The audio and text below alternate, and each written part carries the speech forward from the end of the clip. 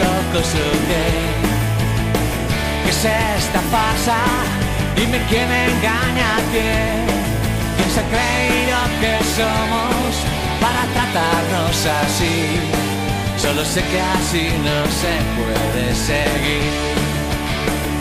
Tenían razón los hombres G. Hay partes de la sociedad en las que no se puede seguir así. Hay comportamientos que tenemos que evitar.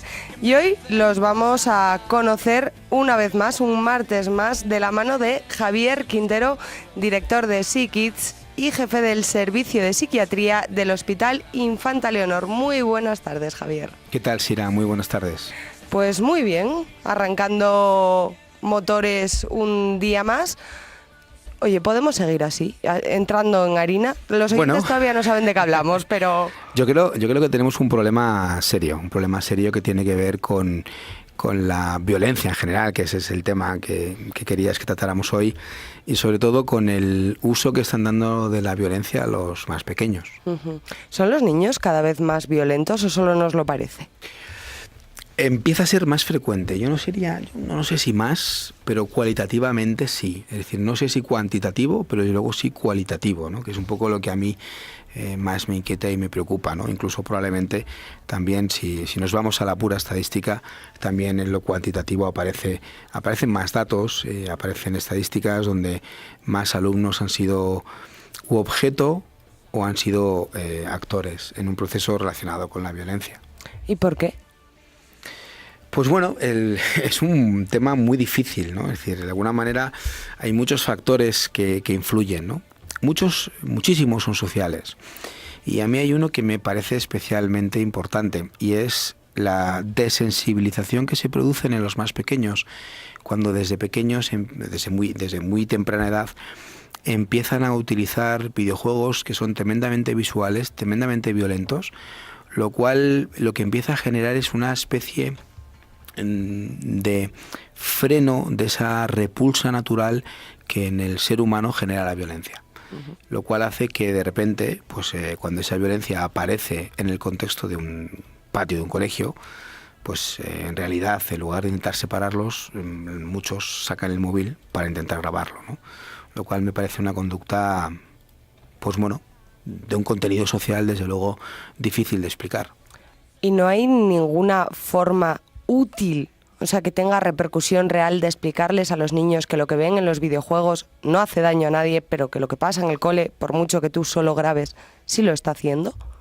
Por supuesto que la hay, ¿no? Yo creo que al final hay que educarlos y que entiendan todo el componente de la inteligencia emocional y la empatía. Es fundamental que un niño entienda que efectivamente, ¿no? Una cosa es lo que puede ver y otra cosa es la realidad. Por eso es tan importante, ¿no? Es decir, me voy a salir, Sira, pero voy a volver rápido, no te preocupes. Por eso cuando hablamos muchas veces del acceso a las nuevas tecnologías, desde cuándo y cómo, pues hay que medirlo mucho y bien. Es decir, porque al final no dejamos de ver niños que son inmaduros, que demasiada información en momentos, bueno, demasiado precoces en el tiempo, no son buenos, sino todo lo contrario. Es decir, a veces pensamos que, bueno, no pasa nada, el niño se va adaptando. Bien, es cierto que los niños son de plastilina y se adaptan fenomenal, pero a veces demasiada información, demasiado visual, demasiado input, acaba saturando esos cerebros pequeñines que todavía no saben hacer una buena elaboración de un juicio de lo que está bien y de lo que no está bien. Entonces, si en vez de irnos a los videojuegos nos vamos, por ejemplo, a la televisión, que de vez en cuando, habitualmente, de hecho, exponen imágenes de personas que lo están pasando mal, a priori para concienciar, ¿puede tener el efecto contrario en los niños? Puede tener un efecto de impresión y que no sean capaces de gestionarla, es decir, que genere una impronta que el niño no sea capaz de gestionar. Es otro espacio, por supuesto, importante. Pero fíjate la diferencia entre, sin duda, la parte importante de la violencia que observan por televisión, que eso hay que medirlo y que hay que intentar, evidentemente, que los contenidos audiovisuales sean acordes a la edad del que lo está viendo. Pero no es interactivo. Uh-huh. Es decir, él puede ver un coche que vuela y salta, un superhéroe que tira al otro al suelo, pero él no lo tira al suelo. él no hace saltar el coche. Mientras que en un videojuego sí. En un videojuego él es partícipe, ¿no?, de esa dinámica, pues un tanto violenta, bueno, a veces no un tanto, no, a veces tremendamente violenta, depende de qué videojuegos.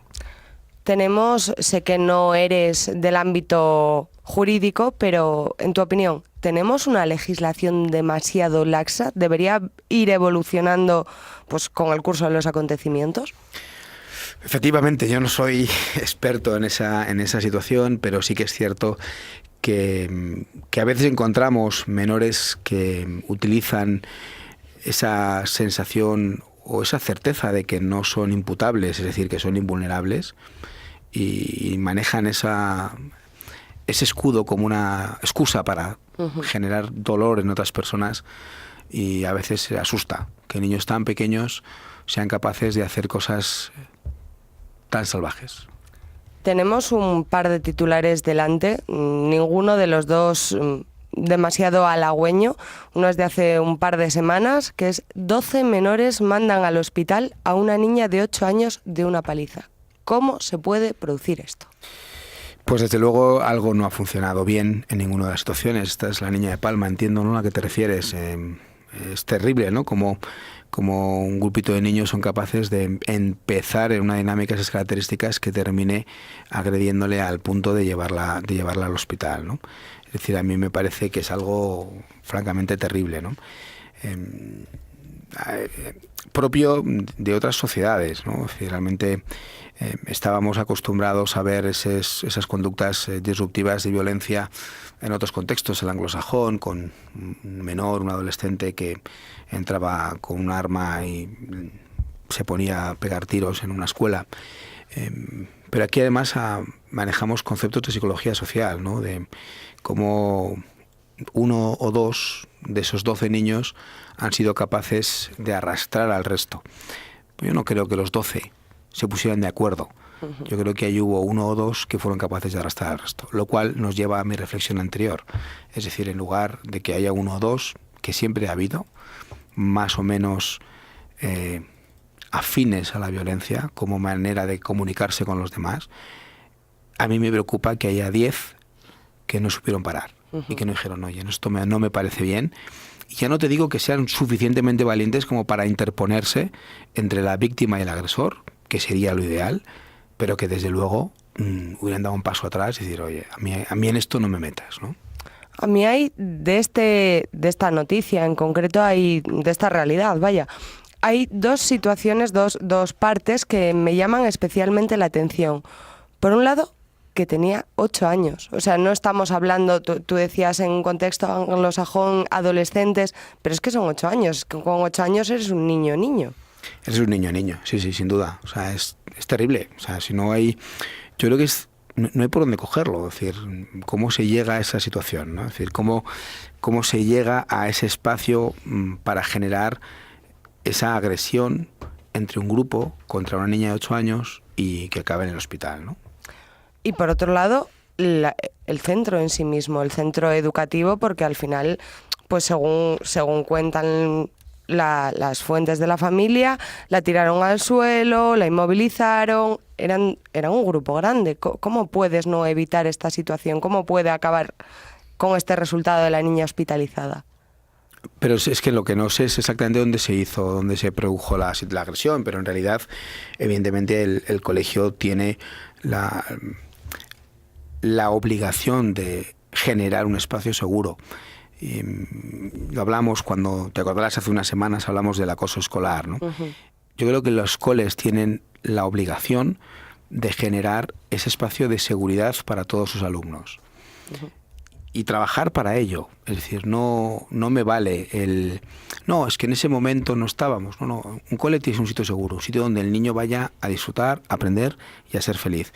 No a evitar que le agredan, a evitar que le acosen, a evitar que le insulten. No, un colegio no puede ser eso.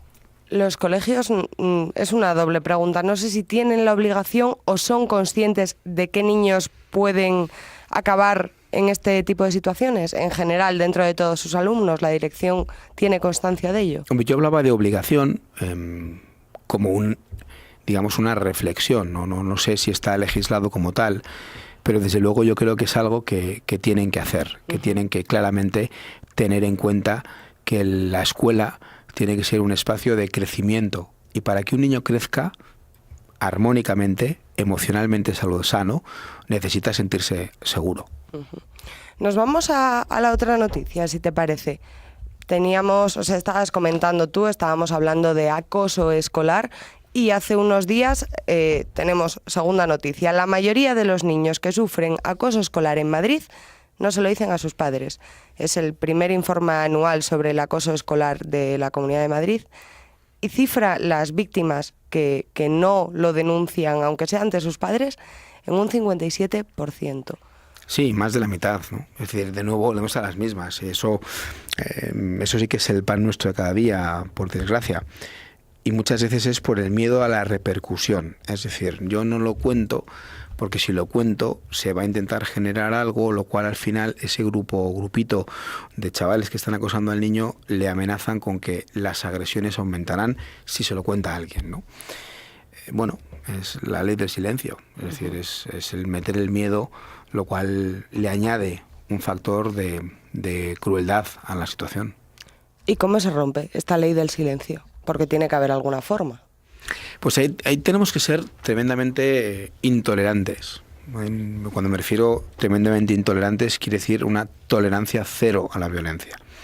Es decir, yo creo que hacemos un flaco favor a un niño cuando, y me estoy acordando de una situación de hace relativamente pocos días, cuando en el contexto de por qué agrediste a otro chaval, entonces él empieza la excusa, ¿no? Es que él me insultó primero. Bueno, me da exactamente igual lo que él hiciera antes. Si él te insulta o te agrede antes, utiliza el mecanismo adecuado para esto, que es comunicarse al tutor, pero jamás la violencia es una solución. Y yo creo que para eso las escuelas, los colegios tienen que tener y deben tener un protocolo muy actualizado, muy incisivo a la hora de generar ese espacio de tolerancia cero a la violencia. Porque al final, lo comentábamos antes, ¿no? Con la niña de Palma. Un grupito de 12 implica que hay un líder, un colíder y 10 que acompañan. Uh-huh. El líder tóxico, indiscutiblemente, va a ser muy difícil de identificar y desde luego es el que más va a necesitar, más trabajo va a necesitar. Pero hay 10 alrededor que en ese momento ni dieron un paso atrás para no involucrarse en una conducta tan aberrante como esa, ni dieron un paso adelante para parar esa conducta. Y yo creo que ese es el objetivo. Uh-huh. El objetivo es, en una comunidad escolar, no que el 57% de los niños no lo contaran, sino que alrededor de esos 57 hay otros que lo han visto. Esos testigos pasivos son los que tienen que dar un paso al frente, un paso atrás. Es decir, que en realidad es lo importante, porque para el que es víctima de esa situación es difícil, es muy complicado romper esa dinámica. El miedo es muy poderoso. Y si estos testigos pasivos se lo cuentan a sus padres, llegan a casa y dicen, fulanito tiene estos problemas y no sé quién le anda diciendo, ¿qué tienen que hacer esos otros padres que se supone que están fuera, pero realmente están dentro también? Bueno, yo creo que lo más fácil es ponerlo en conocimiento del cole, uh-huh, a través del equipo de orientación, a través del equipo de dirección, o lo más próximo que sea el tutor o la tutora del curso. Es decir, que de alguna manera esa información la tenga el cole, para entender qué está ocurriendo, ¿no? Si es una dinámica que efectivamente tiene que ver con el colegio. Vamos, si te parece, a las víctimas. Decíamos que un 57% no se lo cuenta a nadie. ¿Cómo puede repercutir eso en los niños? Además de las agresiones que pueda sufrir, sean verbales o no, ¿cómo puede repercutir que no se lo cuenten a nadie, que tengan esa presión sobre ellos mismos? Bueno, en realidad cronifica la situación. Es decir, hasta el momento en el cual no damos un paso al frente y no somos capaces de hacer público, denunciar esa situación, difícilmente la vamos a ser capaces de resolver. Es decir, una de las cosas que tienen que entender los chavales es que la situación es difícil, por no decir improbable, que cambie si no hacemos algo diferente. Y ese algo diferente es contárselo a tu padre, contárselo a tu madre, contárselo a tu tutor, contárselo a alguien, a un adulto cercano que pueda aconsejar a ese niño a salir de esa dinámica. Si no, esa dinámica es muy difícil que sea capaz de resolverla el chaval por sí mismo. Y lo que hace en definitiva es cronificar el sufrimiento. Es decir, la presión, la tensión, el malestar, la tristeza, lo que hace es cronificarse en el tiempo. Es decir, lo que puede ser una situación puntual. Pero también a mí me gustaría también, en ese sentido, situar un matiz muy importante en lo que el acoso se refiere, ¿no? Una discusión entre dos niños no es acoso. El que gana no acosa al otro si discuten dos, y es una situación puntual y ocasional. El acoso es algo repetido y mantenido en el tiempo con un objetivo concreto, que es dañar al otro. Es decir, y eso no aparece cuando hay una discusión entre dos niños, ¿no? Porque a veces también de nuevo, prefiero tener que lidiar con situaciones anecdóticas de es que mi hijo ha tenido una pelea en el colegio y creo que la acosan. Lo analizas y no es un acoso, tiene una pelea y oye, pues hay que resolverlo, evidentemente habrá que mediar para que esa situación no se repita. Pero eso no es acoso. El acoso es algo repetido y continuado y con el objetivo de dañar al otro. Con lo cual, ¿qué es lo que tenemos que intentar conseguir? Que los niños tengan la suficiente confianza con sus padres, de nuevo, la comunicación, como para cuando algo empieza a no funcionar, se lo cuenten, nos lo cuenten. ¿Y el acosador puede tener varias víctimas? Es decir, en momentos diferentes del tiempo, si no llega a pararse su conducta por una intervención, ya sea paterna, ya sea del colegio, ya sea de